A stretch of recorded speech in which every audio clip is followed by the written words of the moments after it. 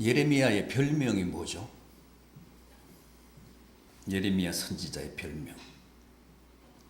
그렇습니다. 눈물의 선지자입니다. 눈물의 선지자. 예레미야 선지자는 이 예레미야서뿐만 아니라 이어지는 예레미야 애가도 썼습니다. 애가란 비가, 슬픔의 노래라는 뜻입니다. 애가 비가를 쓴 선지자는 예레미야 뿐입니다.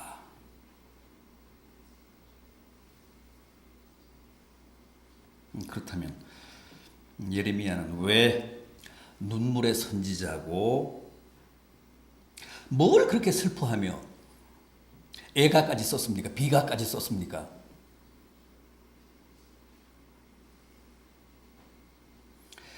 예레미야는 이스라엘이 가장 어려울 때, 역사적으로 가장 암울할 때 활동한 선지자입니다.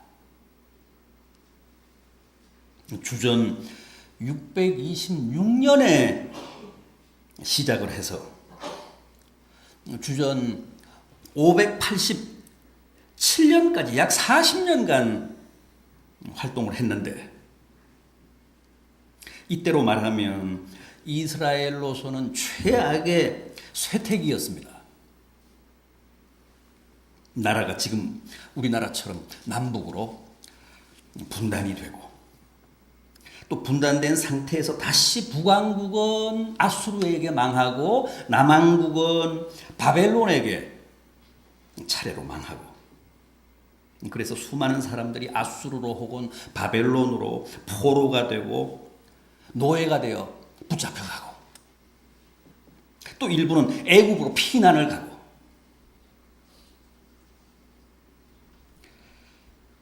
그런데 예레미야는 바로 이런 이스라엘의 몰락의 시기에 등장을 해서 계속 조국의 패망을 예언하며, 지금 우리가 당하고 있는 이 모든 고난과 멸망이 다 하나님을 반역한 죄 때문이라며, 적에게 순순히 투항하고 하나님이 작정하신 기간만큼 적국에 잡혀가서 종살이, 노예살이를 하라고 예언했습니다. 그게 하나님의 뜻이라고 했습니다.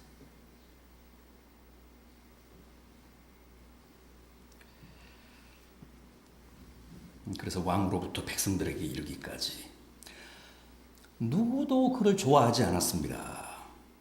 그의 말에 귀 기울이지 않았습니다. 다 외면하고 다 그의 예언을 듣기 싫어하며 비난하고 박해하고 붙잡아서 마른 우물에 가두고, 또 감옥에 구금하고 죽이겠다고 위협하며 고문도 하고 굶기기도 하고, 하여간 온갖 핍박을 다 했습니다.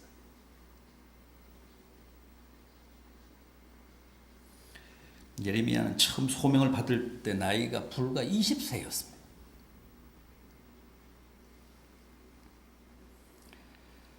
그래서 처음 하나님이 그를 부르실 때 나는 아이입니다, 그 일 못합니다 그랬잖아요. 정서와 성품도 매우 여리고 약했습니다. 겁도 많았습니다. 감성도 풍부했습니다.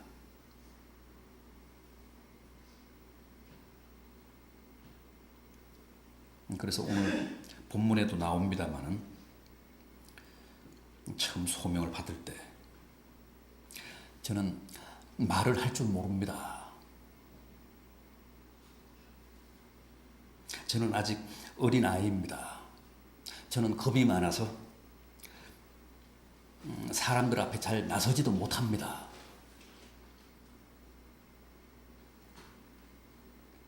그러면서 고사했습니다. 그러자 하나님이 너는 더 이상 자신을 어린아이라고 하지 말라. 내가 너를 누구에게로 보내든지 담대하게 가라. 내가 너에게 무엇을 명령하든지 가서 말하라.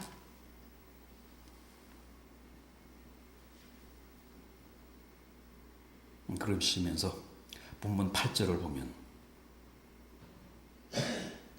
두려워하지 말아라. 내가 너와 함께하여 항상 너를 지키며 너를 구원하리라. 그렇게 약속을 하십니다. 또 손을 내밀어 예레미야의 입에 대시며 보라, 내가 내 말을 네 입에 두었노라.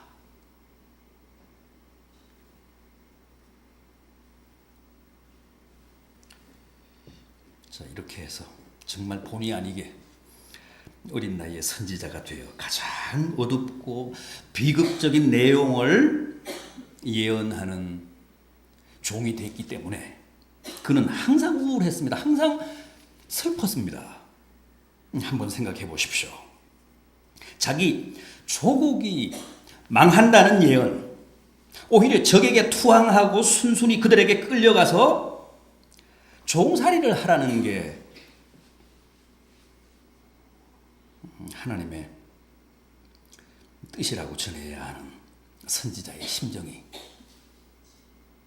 오죽 고통스럽고 슬프고 두려웠겠습니까?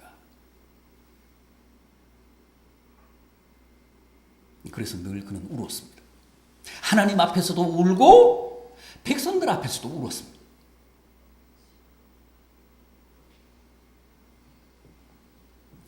그래서 눈물의 선지자고 비운의 선지자입니다.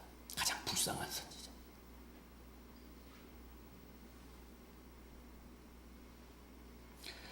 (40년을) 그렇게 고통 속에서 예언을 하다가 결국은 주전 587년에 돌에 맞아 죽습니다. 동족들이 더 이상 그를 용서하지 않고 돌을 던져 죽였습니다.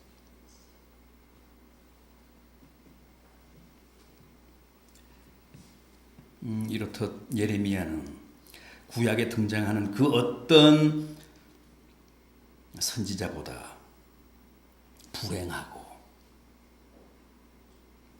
늘 외롭고 슬펐습니다. 그런데도 40년을 하루같이 하나님이 주신 말씀에 자신의 목숨을 걸었습니다. 그래서 위대한 선지자고 위대한 믿음의 선진입니다.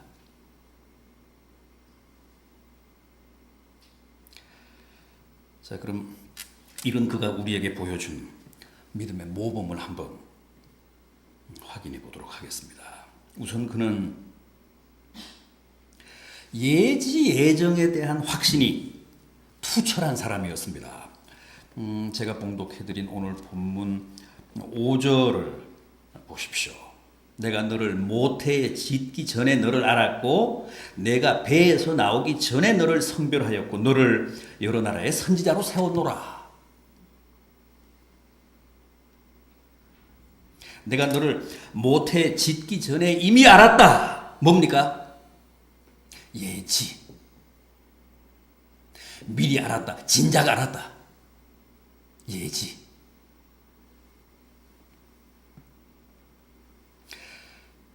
내가 너를 배에서 나오기 전에 이미 성별했다.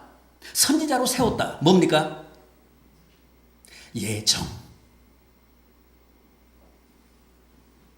미리 정했다. 미리 선택했다. 예정.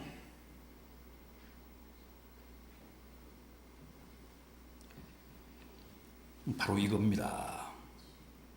하나님이 말씀하신 이 예지예정의 믿음이 바로 예레미야로 하여금 그 어두운 시대를 살며 가진 박해를 다 당하면서도 무려 40년간이나 꿋꿋이 자신을 지키며 선지자의 사명을 다하게 한 원동력이었습니다.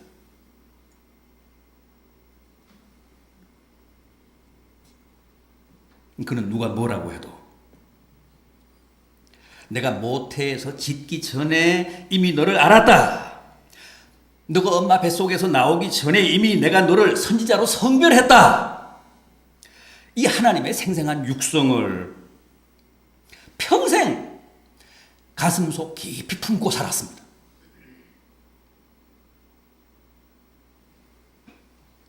그래서 그 모진 세월을 늘 울며 살면서도 변절하지 않고 순교의 제물까지 될 수 있었던 겁니다. 바울도 그랬잖아요. 저 유명한 에베소서 1장 4절 이하에서 그가 뭐라고 했습니까? 모태에서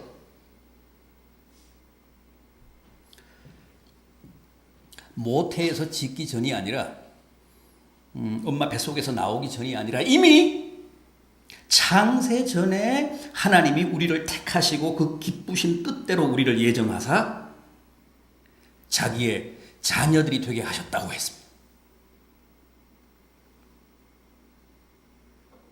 얼마나 충격적인 비밀입니까? 여러분, 이 사실에 대한 깨달음, 이 사실에 대한 확신 없이는 누구도 아직 아닙니다. 아직 멀었습니다. 그 사람이 아무리 오랫동안 교회를 드나들었다고 해도, 아무리 교회에서 중책을 맡았다고 해도 그건 여전히 수박 겉핥기고 문화생활일 뿐이지 진정한 신앙생활은 아닙니다. 여러분들은 다 어떻게 해서 신자가 되셨습니까? 그냥 그럭저럭 되신 겁니까? 실수로 되신 겁니까? 우연히 친구 따라왔다가 교회에 그냥 이렇게 눌러 앉으신 겁니까? 미션 스쿨에 다닌 게 인연이 되셨습니까? 믿는 부모를 만나 선택의 여지도 없이 그냥 신자가 되신 겁니까? 믿는 남편 혹은 믿는 아내를 만나 본의 아니게 혹은 가정의 평화를 위해서 여기까지 오셨습니까? 맞습니다.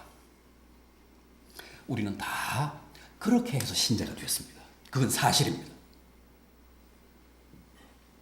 그러나 이제는 제대로 아셔야 합니다. 그게 다 우연을 가장한 필연이었습니다. 이미 하나님이 나를 창세 전에 당신의 자녀로 택해 주셨기 때문에 우연을 빙자해 이렇게 당신 앞으로 나오게 하셨다는 겁니다.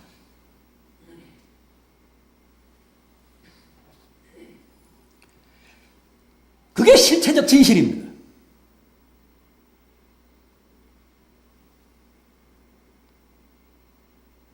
따라서 이 예지예정의 신비와 비밀을 모르면 또 이걸 진심으로 확신하지 못하면 솔직히 백날 믿어도 감격이 없습니다. 아무리 달이 바뀌고 해가 바뀌어 보십시오. 달라지는 게 있나? 그 사람에게는 여전히 신앙생활이 하나의 습관이고 또 무거운 짐이고 언제나 부담이고 버릴 수도 계속할 수도 없는 애물단지일 뿐입니다.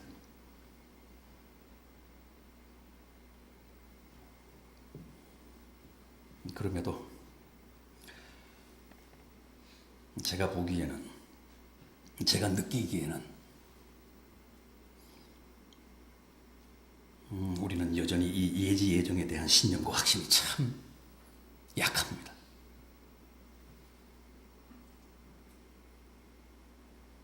그래서 신앙생활을 해도 금방 지치고 금방 회의에 빠지고 또 돌아서면 본전 생각하고 그저 생색내고 싶어하고 공치사하고 싶어하고 올해도 이제 겨우 지금이 5월 하순인데 돌아보면 지난 몇 개월이 파란만장합니다.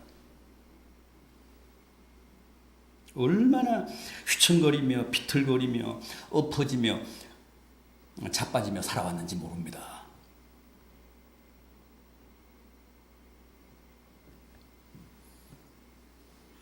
여러분, 우리가 좋아하는 돌솥 비빔밥은 밥을 아예 소채 갖다 주잖아요. 왜 그럽니까? 오래 가라고. 빨리 식지 말라고.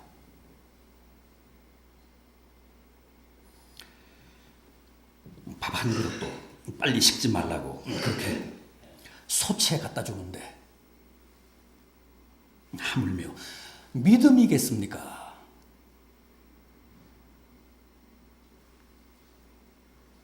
믿음이 그렇게 쉽게 쉽고 허무하게 흔들리고 무너져서야 되겠습니까? 생각해 보십시오. 내가 도대체 뭔데? 하나님이 창세전에 이미 이 세상을 창조하시기도 전에 이미 나를 아시고 또 나를 당신의 자녀로 택해 주셨다는 겁니까? 예정. 불가사의하지 않습니까? 이 거짓말 같은 진실, 이 황당한 사실과 은혜를 깊이 깨닫고 확신하셔야 비로소 우리도 예레미야처럼 바울처럼 외부 환경이나 조건에 휘둘리지 않고 끝까지 갈 수 있습니다. 올해도 신앙생활에 성공할 수 있습니다. 연말까지 완주할 수 있습니다.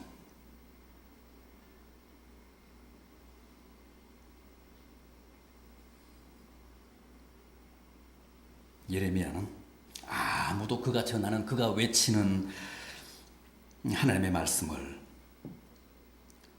듣지 않아도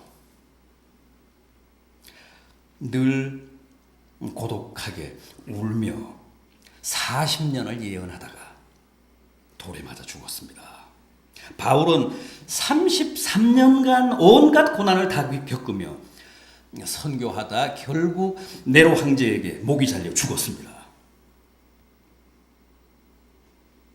그런데 그들은 그렇게 비참하게 참혹하게 죽기까지 변절하지 않았습니다. 배교하지 않았습니다. 바울 같은 경우는 막판에는 모든 동역자들이 다 떠났잖아요. 다 등을 돌렸습니다. 홀로 외롭게 죽어갔습니다.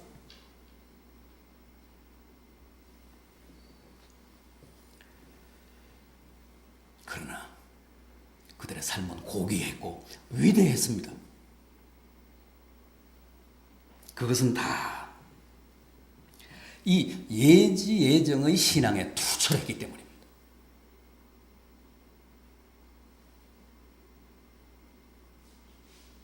그 사실 꼭 잊지 마시고 기억하시기 바랍니다. 하나 더 있습니다.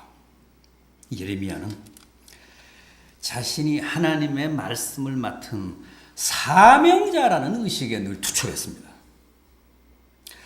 오늘 본문 6절 이하를 보십시오. 내가 이르되 슬프도소이다. 주 여호와여 보소서. 나는 아이라 말할 줄을 알지 못하나이다 하니 여호와께서 이르시되 너는 아이라 말하지 말고 내가 너를 누구에게 보내든지 너는 가며 내가 내게 무엇을 명하든지 너는 말할지니라. 너는 그들 때문에 두려워하지 말라. 내가 너와 함께하여 너를 구원하리라. 나 여호와의 말이니라 하시고 여호와께서 그의 손을 내밀어 내 입에 대시며 여호와께서 내게 이르시되 보라 내가 내 말을 내 입에 두었노라.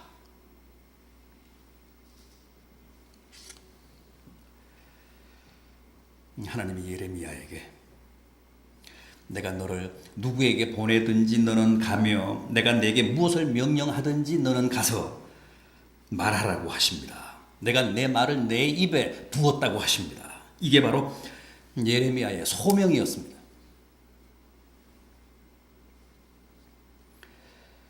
그런데 여러분, 예레미야뿐 아닙니다. 이게 그대로 오늘 우리들의 소명이자 이 시대 교회들의 사명이기도 합니다.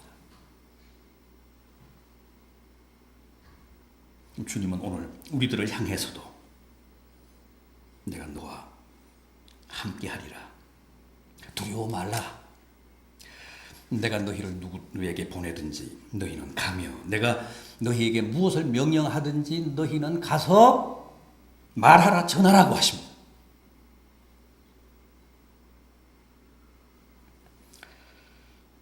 여러분, 우리가 무엇을 하든, 우리의 직업이 무엇이고 우리가 지금 어떤 모습, 어떤 수준으로 살든 궁극적으로는 그게 다 이 시대를 향해 주님의 말씀을 대변하는 삶이어야 합니다.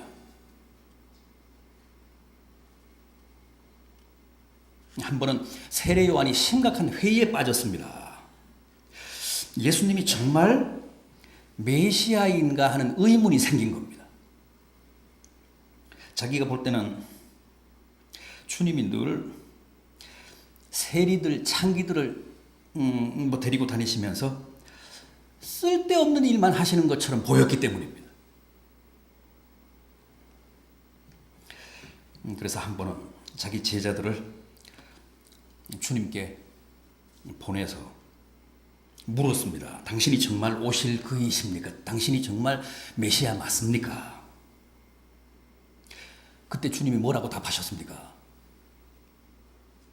가서 너희가 듣고 본 그대로 전해라.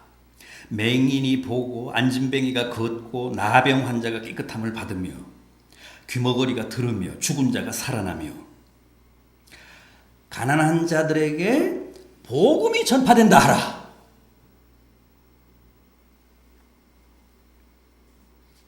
맹인을 고치든 나병 환자를 깨끗하게 하든 죽은 자를 다시 살리든 그게 결국은 다 복음을 위한 것이고 복음 전파를 위한 사역이어야 한다는 겁니다.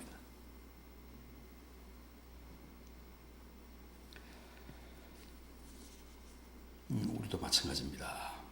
먹든지 마시든지 죽든지 살든지 70세를 살든 80세를 살든 90세를 살든 100세를 살든지 그게 다 주님의 복음을 증거하는 삶이고 생애여야 합니다. 내 전공이 무엇이고 내 사회적인 지위와 직책이 무엇이든 돈 많은 사장님이든 사무실에서 일하고 현장에서 노동을 하고 학원에서 학교에서 학생을 가르치든 공부를 하고 연구를 하고 문학을 하고 노래를 하고 춤을 추든 언제나 최종적으로는 그게 다 주님의 말씀, 주님의 복음을 세상을 향해서 전달하는 수단이 되고 복음 증거가 내 삶의 궁극적인 목적이어야 된다는 겁니다.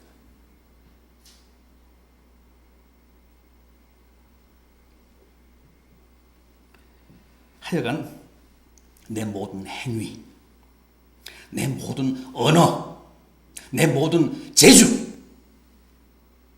내 모든 삶과 소유와 존재가 다 복음 증거로 귀결이 되어야 된다는 뜻입니다.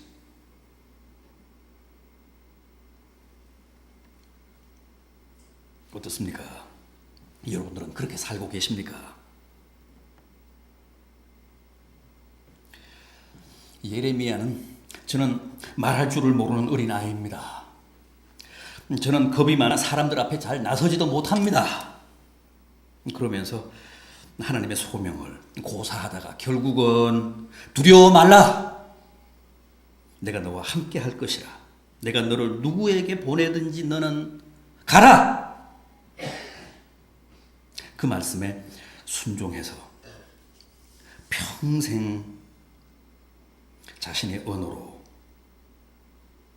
하나님을 전했고 하나님의 말씀을 예언했고 또 눈물로 고뇌에 찬 삶으로 박해를 당하고 배척을 당하고 돌에 맞아 마지막 숨을 거두는 그 참혹한 순교로 끝까지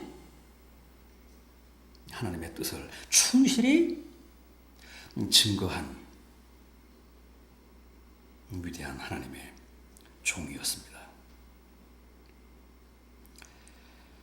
그게 바로 예레미야 선지자가 오늘 우리들에게 보여준 모범적인 믿음의 삶이요 모범적인 사명자의 생애였습니다. 부디 우리도 그렇게 복음적인 삶을 삽시다. 그래서 올해도 우리의 영원한 믿음의 사표인 예레미야처럼 끝까지 믿음으로 승리하시는 복된 성도들이 되시기를 진심으로 기원합니다.